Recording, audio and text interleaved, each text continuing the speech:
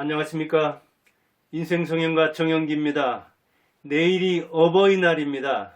그래서 이번 시간에는 부모 자격 취득 요건에 대해서 한번 말해 보겠습니다. 택시 운전 자격증이 있습니다. 운전면허증이 있어야 되고, 그리고 택시 운전 자격증을 취득해야 택시를 운전할 수 있습니다. 그런데 그 택시를 모는 기사들도 다양합니다.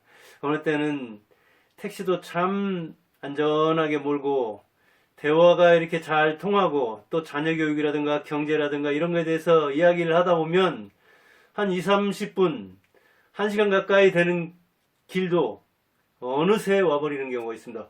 벌써 왔는가? 하고, 그리고 요금도 이 자투리가 남으면 커피라도 한 잔 먹으라고 마시라고 그렇게 하고 싶은 기사가 있습니다. 그런가 하면 어떤 기사는 자기 정치적 성향을, 여기 제가 전라도 살잖아요, 막 강요를 하고 자기하고 반대되는 이야기를 하려고 하면은 그걸 막아섭니다. 틀렸다고 가르치려고 하고 억압하려고 하고 아주 분위기가 또 냉랭해집니다. 그런가 하면 막 난폭 운행을 하고 때로는 신호도 어기려고 해가지고 거기에 앉아있는 게 불안한데, 그러자고 늦게 좀 가자고, 천천히 가자고 하면은 그 말이 또 통할 것 같지도 않고, 이거 뭐 잠시 뭐 끝나니까 이런 이야기 피하고 아예 대꾸도 안 하고 그냥 묵묵하게 그러면 저기서 알아듣겠지 하는데도 계속해서 자기 주장을 펴는 사람도 있고 그럽니다. 택시 길어야 뭐 몇 시간이고 짧으면 몇 분입니다.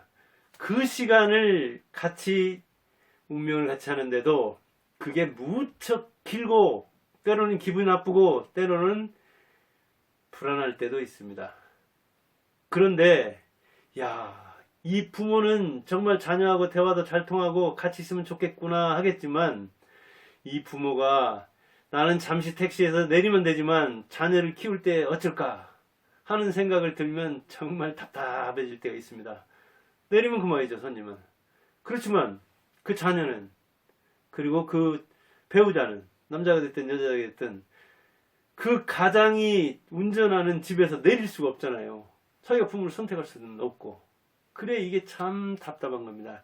요즘에 그 윤여정 씨가 많이 떠오르는데, 그 전에 이혼했던 조영남이 또 역시 많이 회자가 되더라고요. 한 14년 안팎 결혼 생활을 했고 뭐 30여 년 지난 일이라고는 하는데, 왜 이혼했으며 자식들은 어떻게 됐는가, 그 뭐 이혼할 때 이야기, 그 양육비 문제, 때로는 등록금 대준 문제, 이런저런 이야기를 나오는데, 그 의식닥닥한 담대한 조영남이 아버지 자격은 자기가 없다, 자격을 상실했다, 그런 이야기를 하더라고요. 그래서 약간 살짝 놀라기도 했는데, 그렇게 여기저기서 의식닥닥하게 자기 주장을 펴고 다른 사람을 희화화하고 하던 사람이 나는 아버지로 인정을 못 받는다, 내가 아버지로서의 자격을 상실했기 때문이다 하고 고백을 하더라고요. 그럼 아버지 자격이 뭔데요? 그래요, 우리는 아버지 자격, 어머니 자격 없이 부모가 됩니다. 제가 학원가에 많이 있었기 때문에, 교육계에 오래 있었기 때문에 많은 부모를 만나고, 그래서 좋은 아버지가 있고 좋지 않은 아버지가 있다는 거, 똑같은 택시기사가 아니듯이 똑같은 가장 운전사가 아니다, 운전수가 아니라는 걸 느껴가지고, 이렇게 엄마에도 품격이 있다, 엄마의 격, 그런 책을 썼고, 이렇게 좋은 아빠 되는 길, 이런 책도 저도 부족하지만 두 아들을 키운 사람으로서, 그리고 간접적으로 학원에서, 학교에서 수천 명의 그 부모들을 직간접적으로 만나면서, 역시 부전자전이고 좋은 부모 밑에 뛰어난 학생들이 있구나 하는 걸 느끼면서 많은 제가 배웠기 때문에, 그리고 부모들에게 학원에서는 얘기를 못했지만 나와서 이런 이야기를 했습니다. 어머니에게도 고수, 중수, 하수가 있고 아버지에게도 마찬가지다. 그런데 조영남은 인정하더라고요. 나 아버지 자격이 없다. 그래, 우리는 전부 다 부모 자격증이 없는데, 자격증은 없더라도 자격이 있는 사람이 있는가 하면 없는 사람이 있습니다. 조영남은 역시 아들 둘 뒀는데 11살, 4살이라고든가요. 성년이 되기 전에 자기가 가장으로서의 운전수 역할을 방기했달까요? 포기했달까요? 하여간 운전을 안 하고 그 부인 윤여정 씨한테 넘겼잖아요. 그러니까 자기가 가장으로서 운전을 안 했기 때문에 아버지로서의 자격이 없다고 자기가 자인한 것은 맞는 이야기죠. 그리고 자녀들이 아버지를 인정 안 하는 거, 그거 역시 감수해야 되죠. 만일 그 아들들에게 윤 씨와 조 씨를 놓고 아버지와 어머니를 놓고 성 씨를 고르라고 했다면, 남녀 고르는 게 아니라 이 성 씨, 윤 씨가 될 것이냐 조 씨가 될 것이냐 하고 두 아들한테 고르라고 했으면 어땠을까요? 아마 조영남이 인정하듯이 둘 다 어머니 성 씨를 선택했을 거예요. 그런데 지금은 그게 이제 여의치 않아가지고 그렇게 법을 뭐 바꾼다는 이야기도 있고 그러는데, 어떤 특수한 경우에 지금 조 씨로 돼 있죠, 그 아들들은. 그런데 자기는 아버지가 없다고 하는 고백을 우리가 들었습니다. 아버지 자격이 뭐길래? 그래요, 자기 책임을 타야 되는 거죠.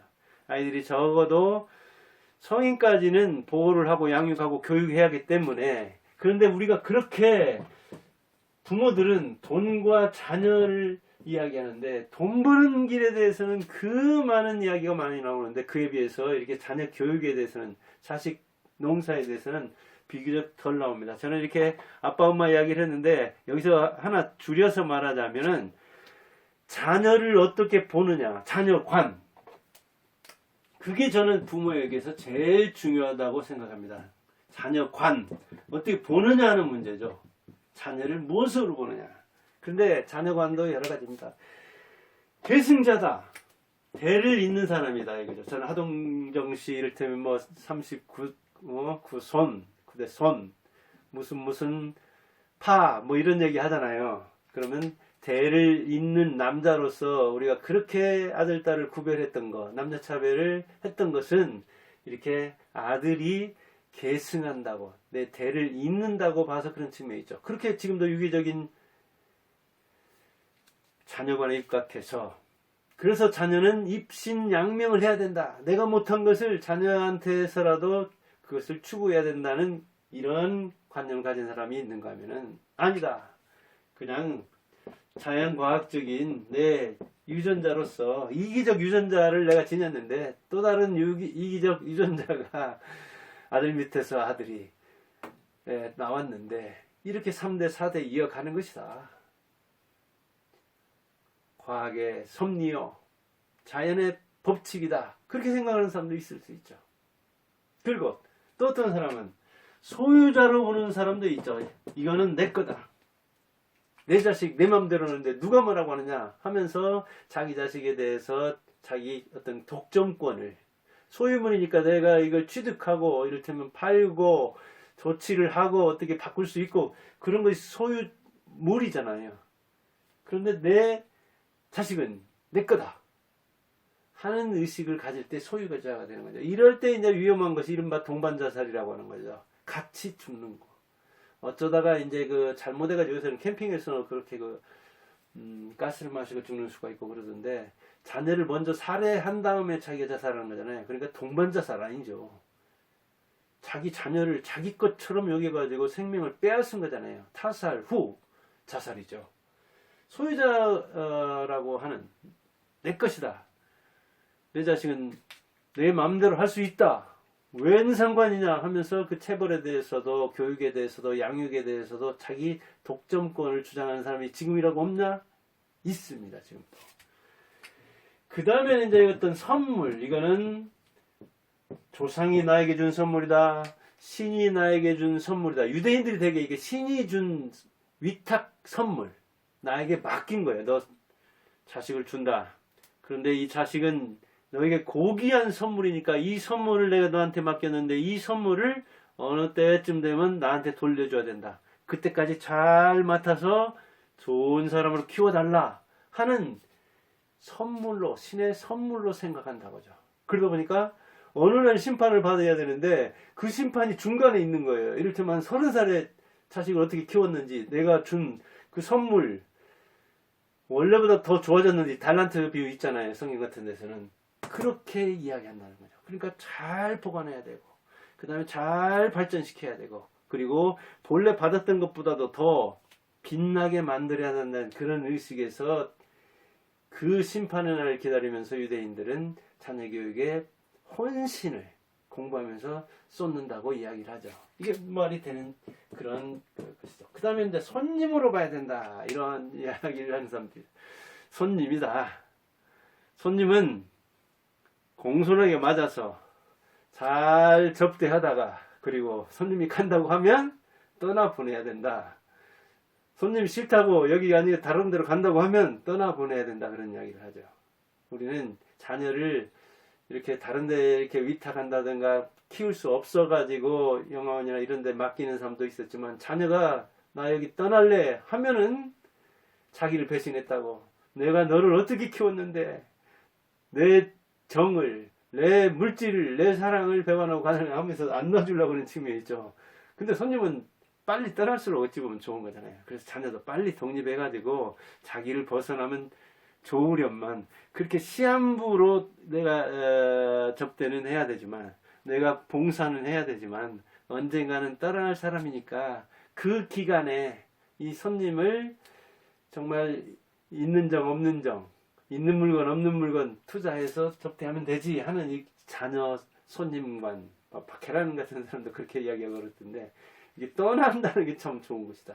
독립해서 부모를 떠난다는 걸 좋아해야 되는데, 초등학교 고학년만 돼도, 5, 6학년만 돼도, 중학교 1, 2학년만 돼도 부모하고 같이 이렇게 대등하게 싸우려고 한다든가, 아니면 부모를 떠나려고 손님처럼 접대만 받고 좀만 서운하게 하면은 그냥 눈빛이 이상해지면 떠나려고 하는 이 손님 같아서 참 불안하다. 자식들 키우기 어렵다. 한둘밖에 안 되는데 이게 나의 왕손님이다. 그래, 백년손님, 뭐 사위를 그렇게도 이야기하는데, 사위가 백년손님인지 모르지만 자녀도 백년손님이죠. 자기 죽을 때까지 접대해야 되는. 저도 이제 시골에 어쩌다 한 번씩 가면 아닌게나 어머니가 이런 태도 비슷하게 보일 때 좀 미안하죠. 그럴 거 없는데 대등하게 하면 좋으련만 손님은 접대하는 거죠. 그 다음 친구로 보는 게 있죠. 이게 친구로 보는 것이든 손님으로 보는 것이든 어떤 자녀관을 가져도 다 장점도 있고 단점도 있죠.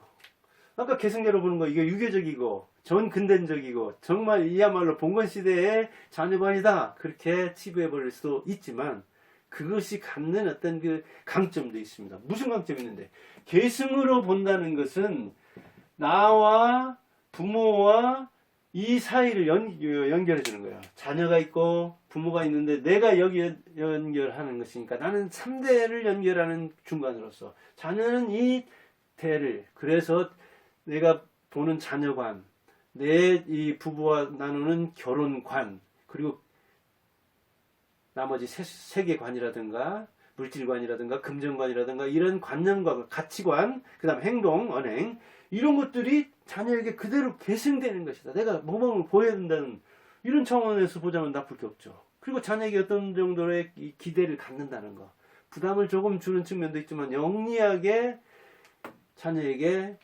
짐을 지우면 자녀가 그 짐을 질 수 있는 또 능력이 생기는 수도 있고 그러거든요. 그러니까 자녀관이 단점도 있지만 잘 살리면 우리가 전근대적이라고 보는 이런 어떤 계승자로서 대를 잇는 사람으로서의 자녀, 그게 꼭 나쁜 건 아니에요. 이 친구 역시 마찬가지예요. 요즘 뭐 이 프렌들이 이렇게 아빠와 아들이 친구처럼 대등해지는 게 옛날 그 유교적 이 상하질서에서 보면 안 좋죠.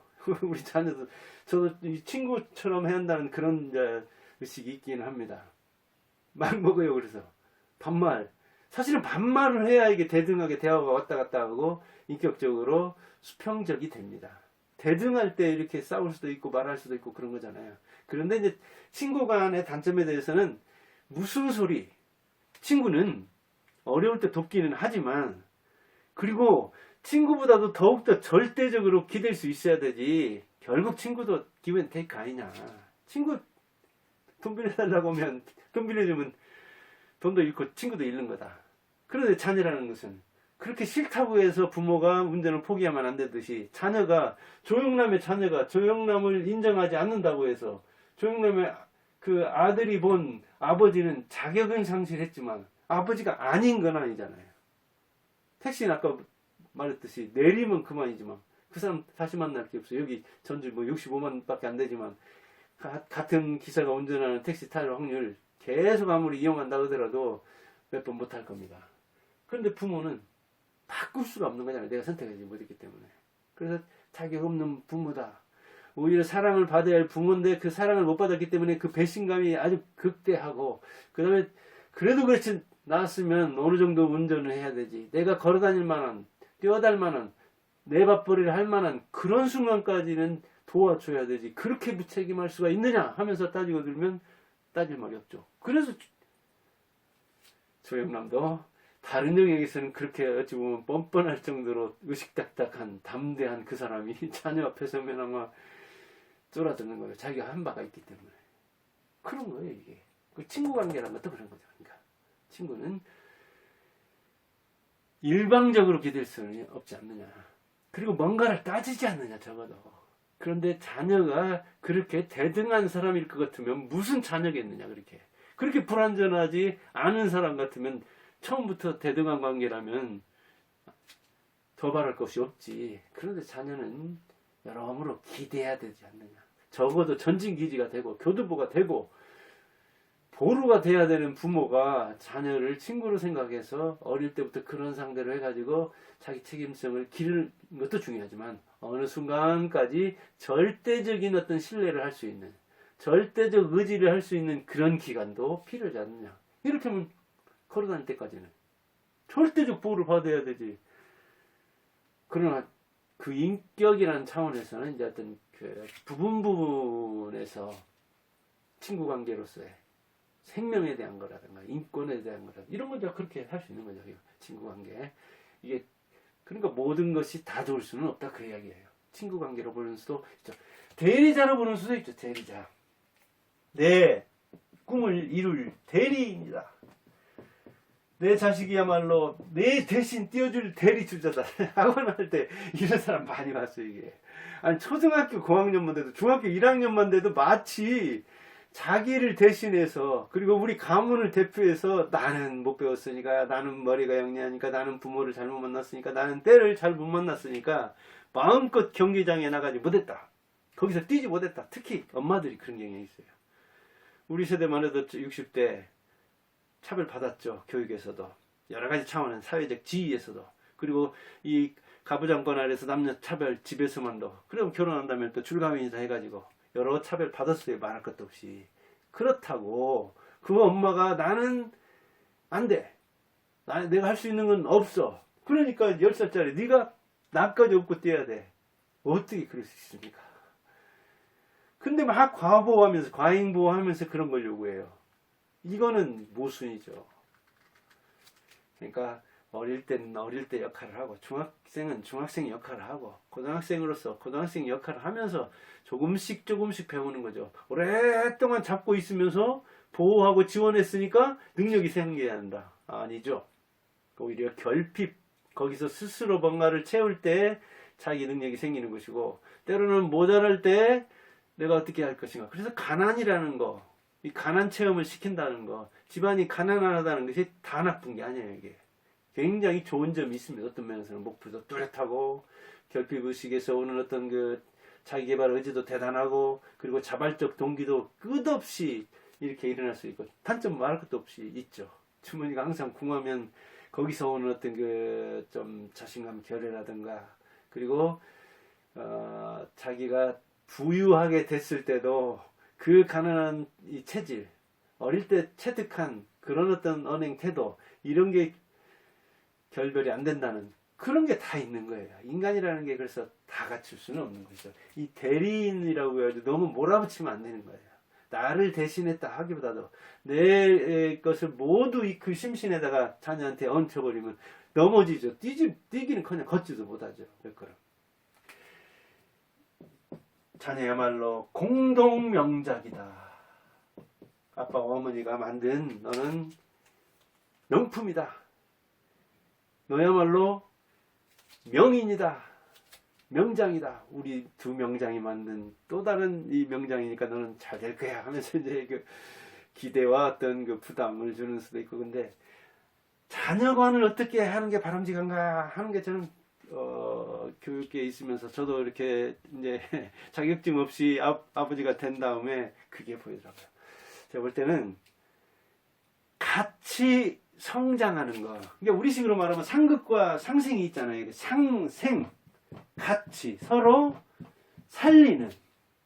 자녀는 부모에게 용기를 줘가지고 내가 이렇게 힘들게 일하지만 이 힘든 속에서 일하는 것이 나를 위한 것이기도 하고 자녀를 위한 것이고, 자녀가 몰라준다 하더라도 쳐들면 알겠지 하면서, 그리고 자녀는 저렇게 부모가 고생하는데 내가 이 시간에 게임장으로 친구 만나러 놀러 빗나가고 그러면 안 되지 하면서 자녀와 부모가 함께 살리는, 부부도 상생해야 되지만 자녀 상극이면 안 된다고 해요. 상극이면 서로 죽이면 안 되죠. 서로 살리는 관계. 그러려면은 대개는 이 상하적인 것보다는 이 수평적인 대등한 게 좋지 않을까. 그리고 연결적 사고를 하는 것 저는 나쁘지 않다고 봐요. 그래서 저는 이제 성묘할 때라든가 이게 이럴 때도 그런 이제 어머니 장남이다 보니까 아버지 돌아가시고 어머니 이제 성묘 안 가시고, 그러니까 성묘에 갔을 때도 이 어떤 대의식, 이게 장단점이 있는데 거기서 취할 수 있는 우리는 그 장점, 그것을 취한다면은 가문의 어떤 그 뭐랄까요, 이런 영광을 위해서 내가 어떻게 긍정적으로 할 것인가, 그런 가문의식이라든가 이 계승의식 같은 것을 어떻게 현대적으로 변형할 것인가, 그것을 원형해서 더 바람직하게 써먹을 것인가 하는 생각을 한다면 이렇게 연결적 사고, 대를 잇는다는, 괜찮습니다. 3대 주인공으로서 내가 이제 자식과 부모를 이렇게 3대만 잘 의식어도 잘 연결이 되는 거잖아요. 제가 그 유대인 책 읽으면서 그런 거 참 많이 느끼고, 이런 데서 제가 이제 동생 집에서 알바할 때도 보면 자기가 뭐 이렇게 경전을 필사해가지고 자녀가 결혼할 때 준다든가, 아니면 자기 가족사를 그대로 써서 이 조카들을 포함해서 그렇게 주어가지고 우리 집안이 어떻게 흘러와가지고 어떻게 그런 의식을 이 집안들이, 자식들이, 자녀들이, 조카들이 좀 종합적으로 볼 수 있게 하는. 요즘은 너무나 10년만 가도 그냥 뭐 옛날 얘기처럼 해가지고 제 얘기만 해도 꼰대라고 해서, 제가 남녀에 대해서도 남녀 갈등 일어나는 것은 남자 책임이 많다 해서 저는 역사적으로 상당히 통시적이고 공시적인 입장에서 그런 이야기를 했더니 그냥 그 앞부분만 딱 듣고 남자들이 막 반대를 많이 하는 것 같더라고요. 제 취지는 전반적으로 싹 들어보면 그런 게 아니라, 전반적으로 볼 때 남자들이 아직도 좀 변해하는 측면이 있다. 그런데 남자들이 저도 페미나 이런 쪽에 대해 페미니스트, 저도 부정적으로 보는 측면이 있고 비판적 소지가 물론 많습니다. 그러나 남자들이 전반적으로 볼 때 아직도 좀 반성할 측면이 있다, 그런 이야기를 했는데, 그래서 옛 것은 다 버려야 할 것이고 요즘 것 다 좋다, 요즘 것 중에 얼마나 파괴적이고 나쁜 게 많은데요. 네. 그래서 오늘은 부모 자격을 취득하기 위해서 한 가지 조건만 찾는다면 자녀를 어떻게 볼 것인가 하는 문제인데, 아까 소유물로 보는 이런 건 좀 좋지 않습니다. 그러나 선물로 본다든가 손님으로 본다든가 친구로 본다든가 뭐 괜찮은 측면이 있어요. 장단점을 취하되 단점 버리고 역시 장점은 키워야 되겠죠. 감사합니다.